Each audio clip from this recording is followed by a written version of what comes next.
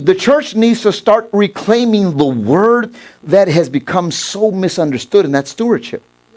When I talk about the word stewardship, people think I talk about money. I'm not talking about money. That's probably why some didn't want to come to church. They're going to be talking about money. No, stewardship's not about money. It's about being faithful to God. Money is just a very small piece of this. And so I remember whenever the pastor would get up, well, this is the year to talk about stewardship. Boy, everybody says, he's talking about tithe. He's talking about tithe. No. We need to change that. I want you to hear me. When I talk about stewardship, it's not about offering. Say with me, it's not about offering. In fact, that's one of the lowest things on the level of stewardship. It's on the lowest. That's on the lowest. So we have to change that understanding out there. We have to change it. We have to, first of all, we have to start clarifying and defining what stewardship is in our own mind. Say with me, in my mind. Say with me, in my mind, I'm going to learn what stewardship is. And it's not about money. And notice this, it's not about money, although it covers, like I said, a small portion. Listen, if you're faithful and are a good steward over your household, God will give you blessed. God will bless you. I say it all the time.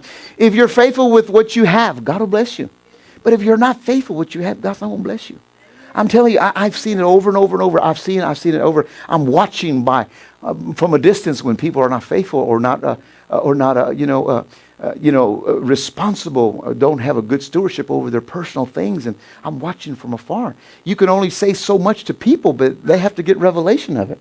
I remember the day that I didn't have a car. I mean, and mine broke, and my father-in-law came over my house and brought me his station wagon, a big old bomb station wagon, and said, "Son, here's the key, so you and the kids don't need to be without a car."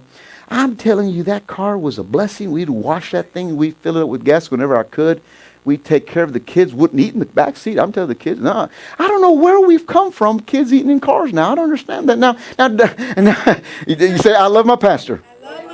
I understand kids are hungry, but teach them to pick up. And I know I have grandbabies. I'll tell you, my wife's car, my grandbabies, I pick them from school, and they say, Daddy, Grandpa, can't we have something to eat? I said, no, wait till you get home. They won't eat. They know. They go eat in the car.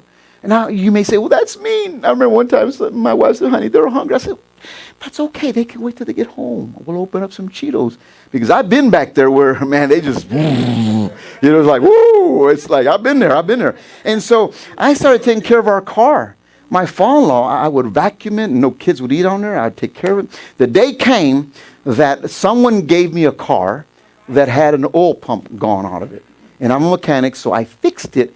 And he thought it was an engine that was broken. So I fixed it. All it was a $25 oil pump plus some gasket and oil. And I fixed it. And I got it started. And I told him, I said, Brother Travis, I said, listen. I said, hey, listen, this car, it wasn't a motor. It's just an oil pump. Listen, if you want the car back, just take it. Just pay whatever I put into it. He said, oh, no, I'm a man of my word. I gave you that car. It's yours.